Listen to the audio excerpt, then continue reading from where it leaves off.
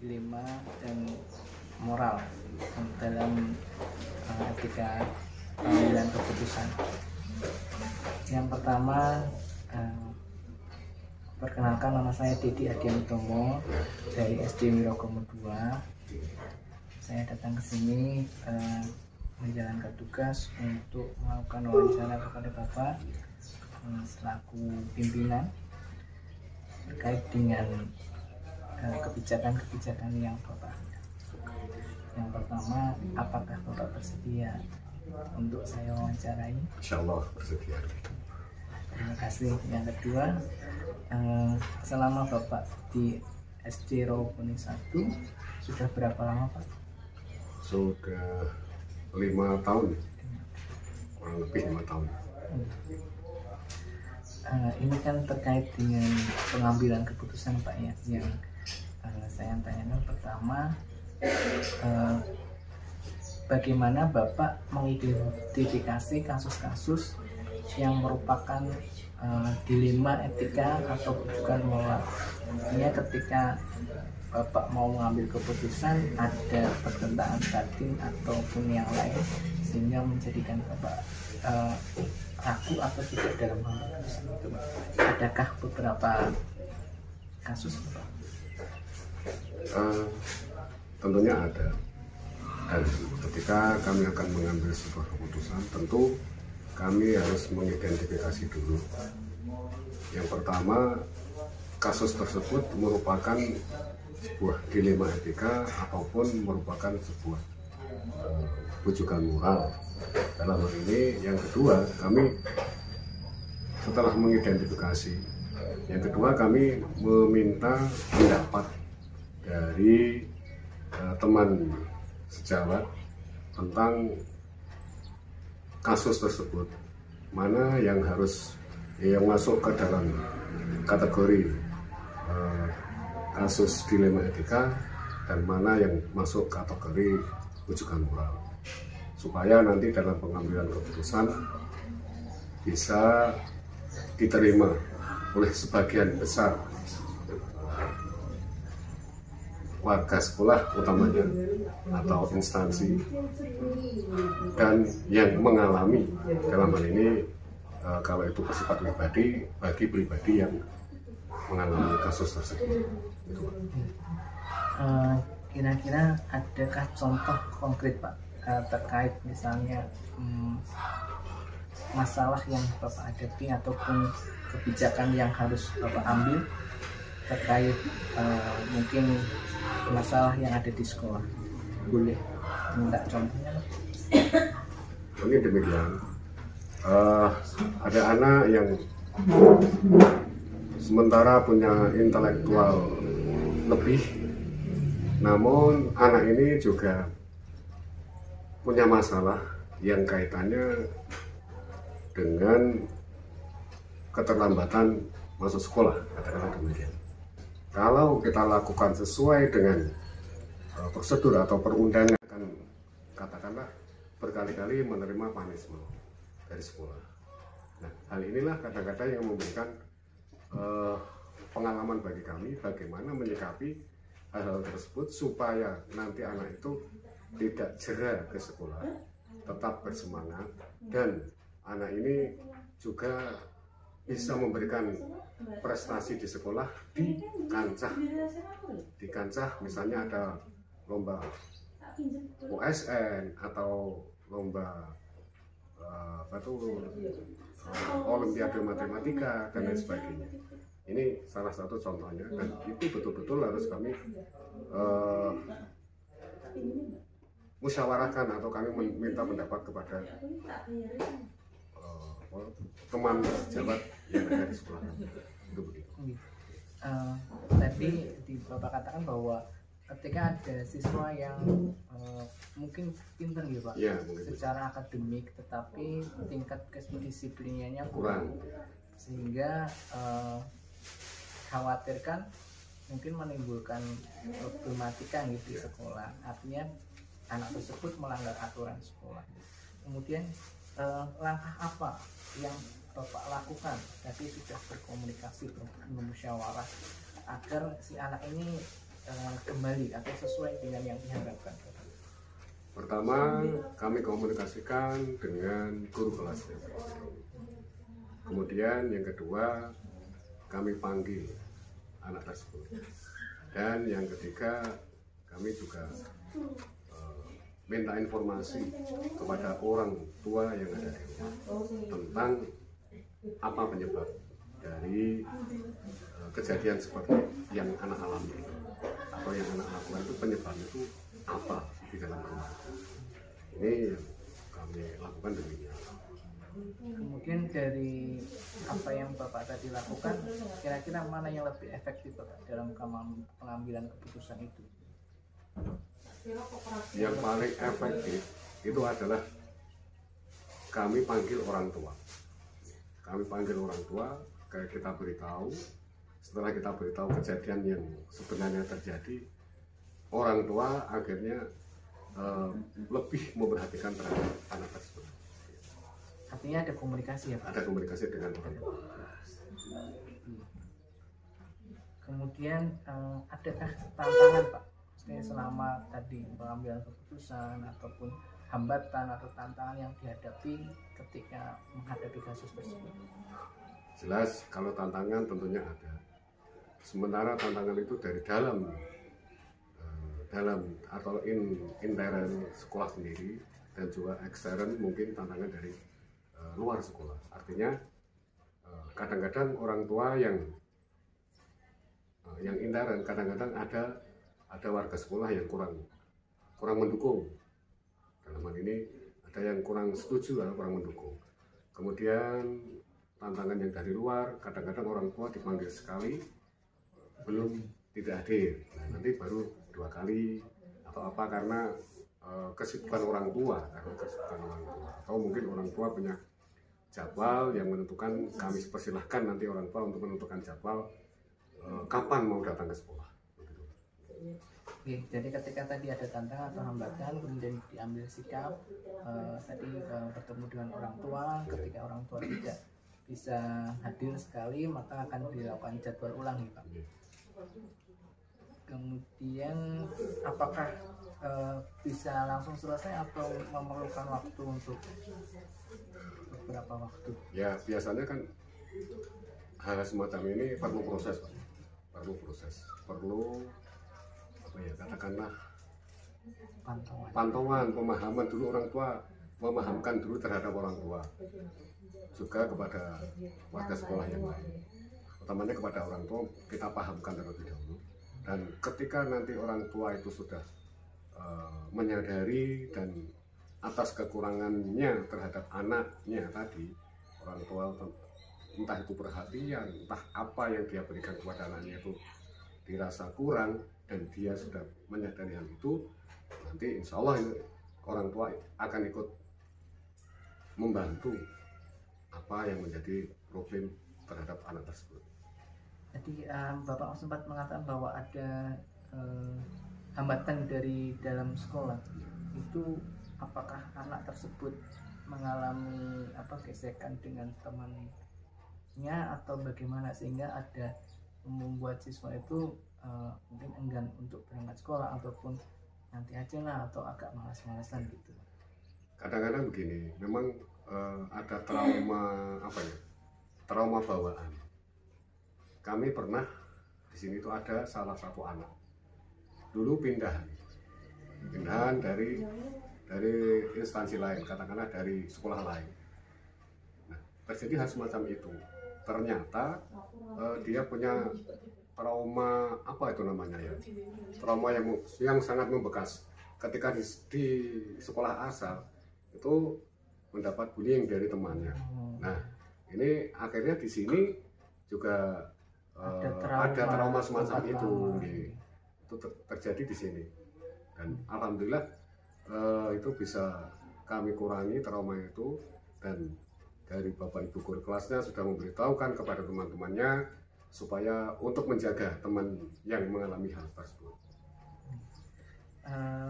Di SD Rawabone 1 kan luar biasa Mbak Nggih untuk prestasi baik akademik maupun akademiknya.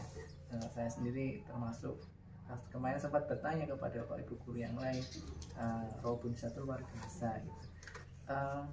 Tadi anak yang bersangkutan adalah termasuk anak yang pandai.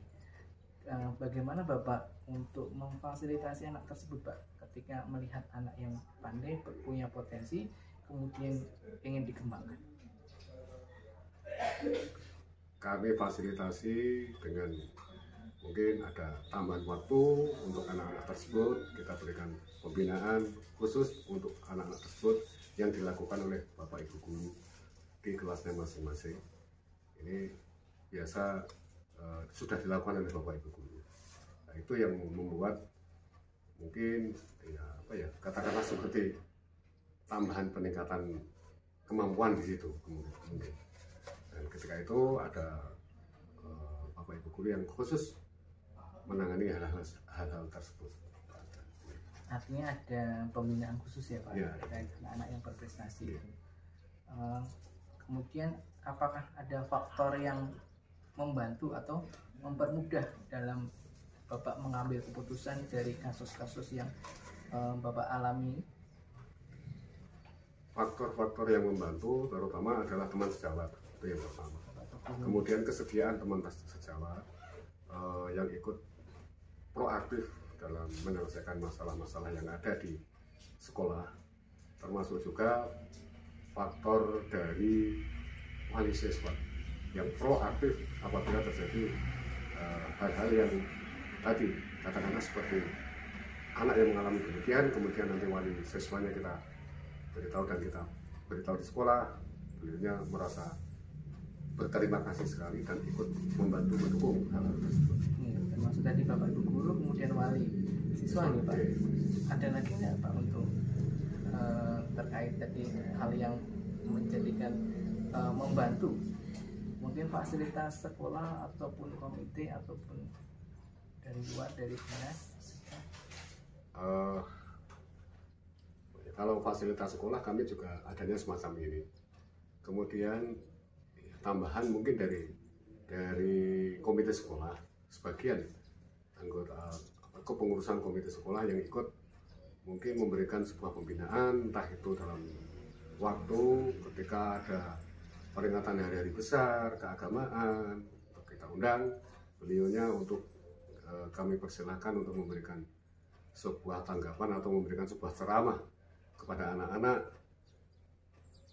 Nah, kalau dari dinas kadang-kadang apa yang kita terima ketika rapat atau seperti apa pembinaan dari dinas itu. Kemarin saya sempat bertanya kepada Bapak Ibu guru yang ada di sini, mengapa kok Bapak Ibu guru di sini betah di sekolah Pak? Kemarin Bapak Ibu di sini menyampaikan karena faktor kepemimpinan dari Bapak. Apa yang membuat rekan-rekan guru itu betah di sekolah Pak? Terima kasih. Kami tidak membatasi, kami tidak menekan, hanya yang kami harapkan tanggung jawab kebersamaan. Jadi tidak kami batasi, tidak kami tekan, tapi kebersamaan dan tanggung jawab tugas masing-masing. Tanggung jawab itu Pak ya? Ya, tanggung jawab dari tugasnya masing-masing. Dan kami tidak membeda-bedakan, artinya itu entah itu guru kelas atau guru mapal atau apalah yang ada di sini. Makanya kami tidak membeda-bedakan. Itu yang saya pribadi merasa heran Pak. Terus kok betah sekali di sekolah Bapak Ibu guru. Hal apa? Beliau menyampaikan bahwa salah satunya karena faktor kepedulian Bapak.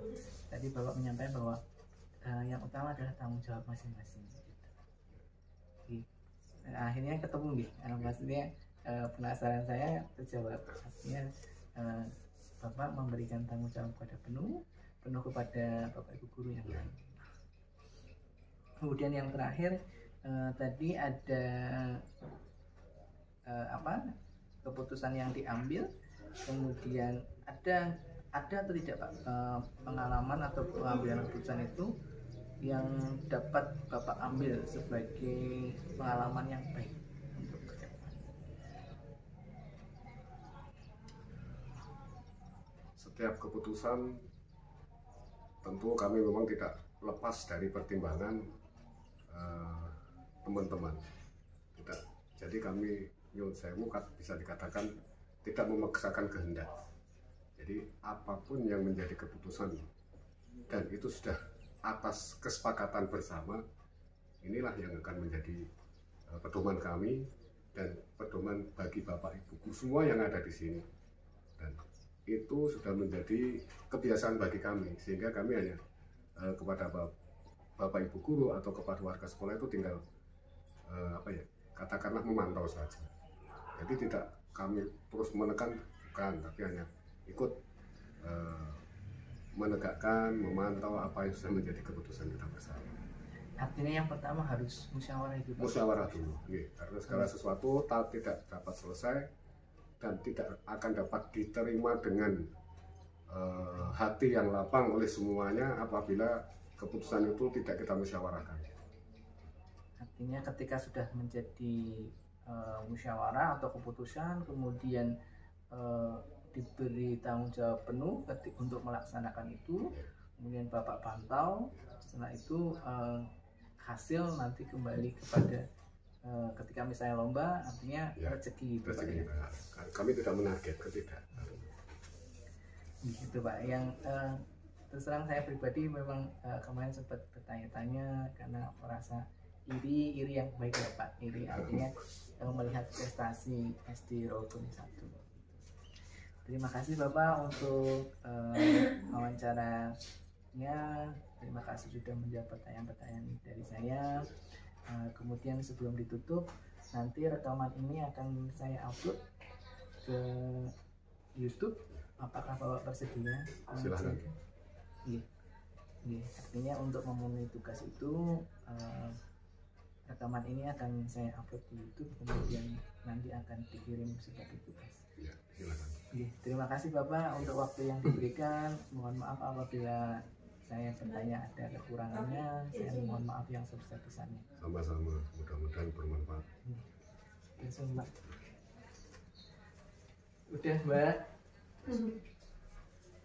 Di editornya mana ini? Apa nih? Terus. Langsung dimatiin.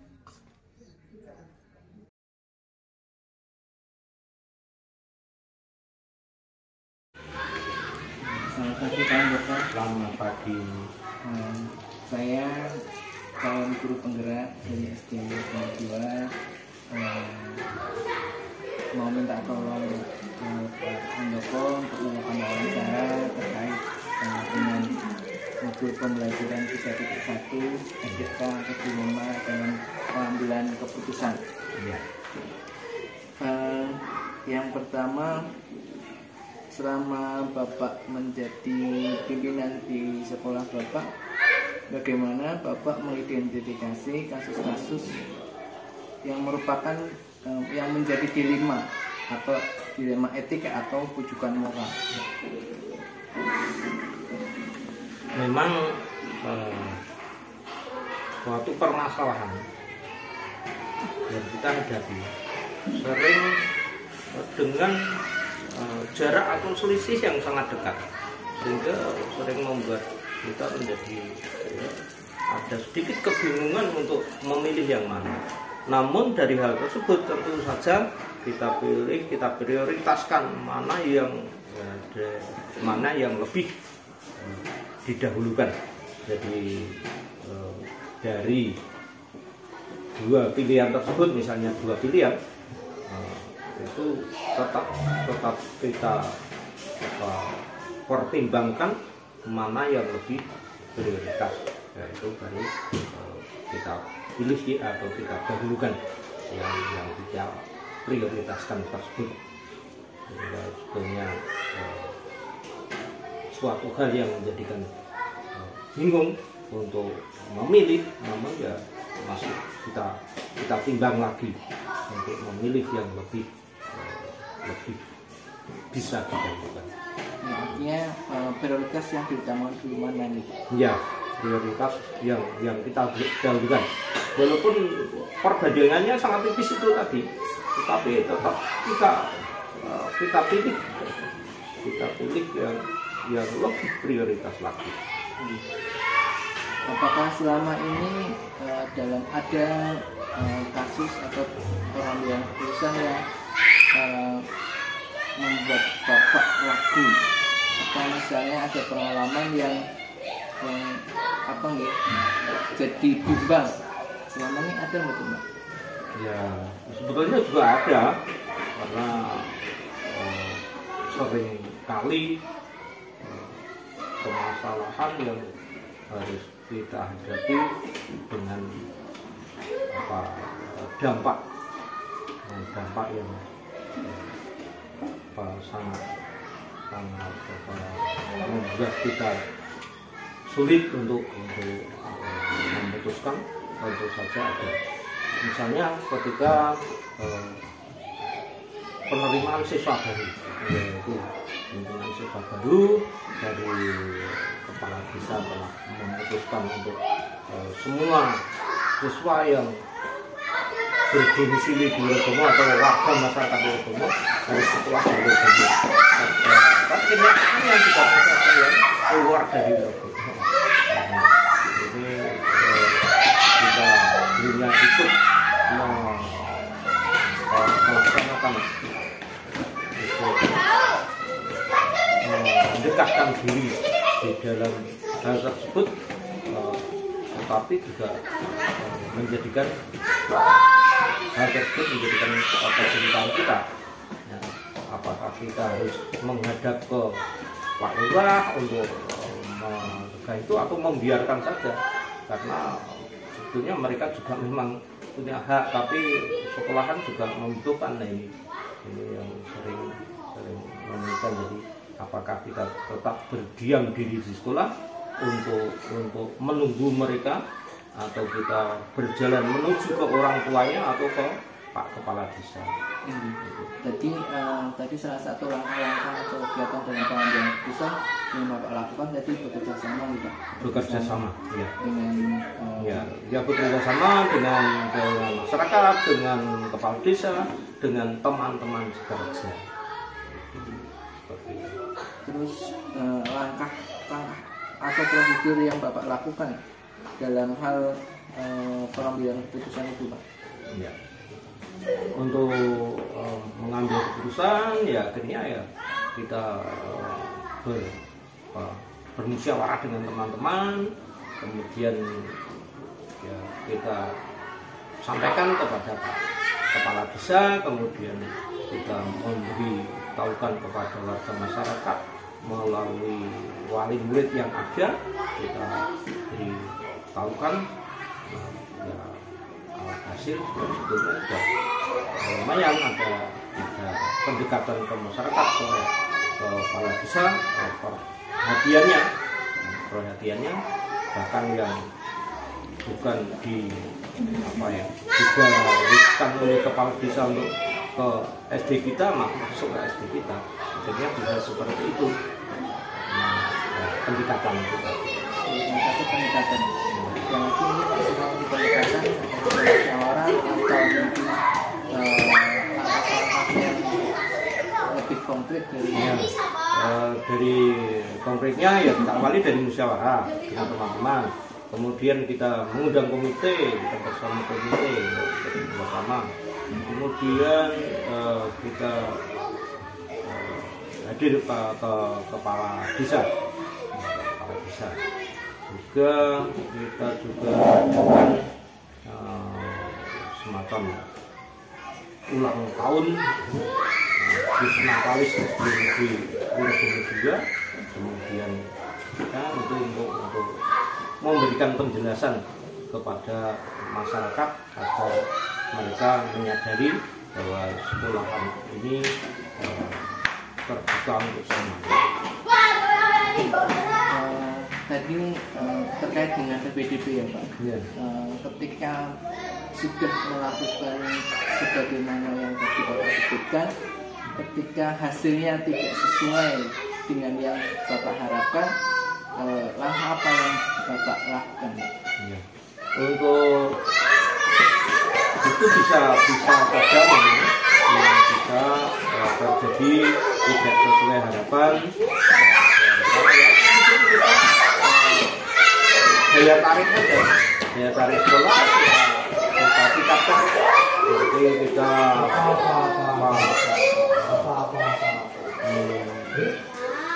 menampilkan seni untuk seni drum band, marching band, kemudian juga rebana dan sebagainya. Ya, kita tingkatkan daya tarik kita kepada masyarakat agar mereka pun tanpa harus istilahnya diuyak-uyak bisa masuk ke kita. Artinya meningkatkan potensi-potensi yang dimiliki sekolah yang bisa dilihat oleh masyarakat itu, Iya, iya. Sehingga menjadi daya tarik sekolah itu. Iya, iya, iya. Ya salah satunya ya itu merupakan usaha untuk agar sekolah kita meningkat, dan ternyata potensi yang ada memang bisa membawa daya tarik. Misalnya tadi itu adalah juga mungkin mendirikan TK atau TK sehingga banyak siswa yang bersekolah di sini. Ya, memang sudah beberapa tahun kita mendirikan TK dan ini sudah mulai bergerak bagus banget, perkembangan TK-nya bagus banget sehingga berdampak ke SD kita. Jadi SD kita berkembang karena kita juga kerjasama dengan TK. Kita selalu bekerjasama dengan TK atau kelompok belajar yang ada itu, kelompok belajar KB, kelompok belajar yang ada itu kita bekerja sama dengan mereka. Kemudian dengan adanya TK itu, maka perkembangan siswa yang masuk ke SD kita juga berdampak bagus sekali. Itu tadi salah satunya ya Pak. Jadi mendirikan TK, kemudian bekerjasama dengan teman, kemudian meningkatkan potensi di sekolah yang agar lebih maksimal sehingga potensi daya tarik sekolah. Kemudian faktor apa saja Pak kira-kira yang mempermudah Bapak dalam pengambilan keputusan itu? Tadi kerjasama, kemudian ikut dalam pembentukan TK. Sekarang faktor yang menurut Bapak mempermudah Bapak mengambil keputusan. Ketika saya harus mengambil keputusan, saya awali memang dari musyawarah. Dan saya tidak bisa sendiri karena sekolah ini adalah tim. Jadi tim work, tim kerja yang harus kita bersama-sama. Ketika sudah sepakat dengan teman-teman, dengan komite, ya kita ambil langkah. Seperti itu. Diawali dengan kerjasama, kemudian melakukan kegiatan gitu Pak. Kemudian tadi kendalanya sudah disampaikan dalam pengambilan keputusan, langkahnya sudah. Kemudian ketika berbenturan Pak, dengan masyarakat ataupun mungkin tadi tidak sesuai atau sekarang berbenturan dengan masyarakat, berbeda keputusan mungkin yang diambil, apa yang Bapak lakukan? Ya, kita mengadakan pendekatan secara personal sebetulnya. Kita mengadakan pendekatan secara personal untuk orang-orang yang mungkin agak sedikit berselisih paham dalam kita mengadakan pendekatan secara personal untuk bermusyawarah, bernegosiasi. Kita bicara secara kekeluargaan. Jadi secara keluargaan kita bicarakan agar semuanya menjadi jelas. Jadi sebetulnya faktor dari mereka karena kurang jelas saja, tidak jelasan mereka untuk potensi yang ada di lingkungan, potensi yang ada di sekolah. Artinya perbedaan pandangan mungkin karena kurangnya informasi gitu. Iya, kurang informasi sehingga mereka menjadi berbeda dengan kita. Kurang informasi. Tapi ketika sudah ada informasi masuk kepada mereka, ya, kesadaran mereka tinggi. Kemudian Kemudian selama ini ada nggak Pak pertentangan batin, dilematik yang Bapak alami ketika mengambil keputusan, ternyata mungkin keputusan itu salah, mungkin keputusan itu tidak sesuai dengan harapan masyarakat. Selama ini ada betul Pak? Ada.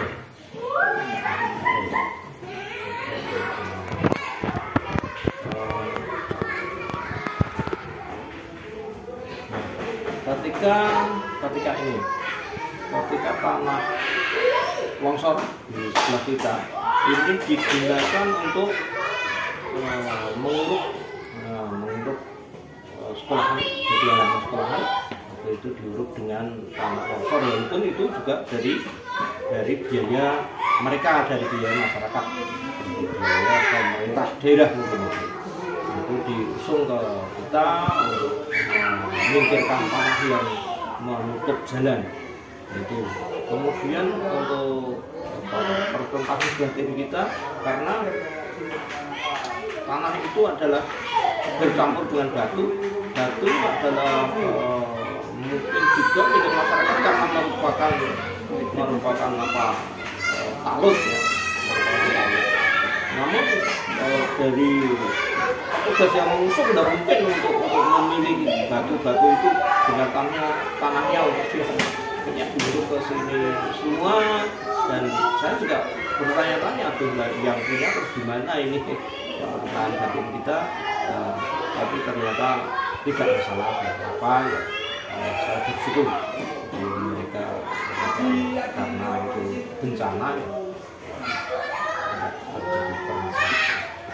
Terus yang Bapak lakukan ketika tadi ada pertentangan terhadap masyarakat bahwa atau mungkin pribadi yang bersangkutan kok batunya diambil atau dibawa ke sekolahan, terus ya kita bicara dengan terutama penjaga yang menjaga keamanan sekolah kita bicara dengan dia, kemudian dia menyampaikan ke warga masyarakat, kemudian kita ya kalau memang masih ada batu yang dibutuhkan yang sudah diambil tidak apa-apa, saya bilang gitu. Ya ada beberapa yang memang diambil dari, tapi tidak banyak. Berapa itu di waktu itu dikumpulkan di samping pos itu.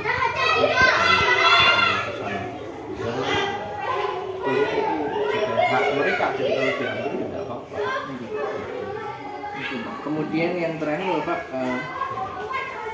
dari semua hal yang telah Bapak sampaikan, pembelajaran apa yang dapat Bapak petik dari pengalaman Bapak tadi mengambil keputusan dilema etika, ketika ada di pertentangan batin, kemudian hal baik apa yang bisa Bapak pelajari dari masalah itu? Hal yang paling baik yang menjadi pembelajaran bagi saya, bagi kita semua adalah tentang komunikasi. Ternyata komunikasi itu sangat penting ya. Jadi bisa semua terbuka, semua dengan ikhlas melakukan suatu kegiatan itu karena komunikasi.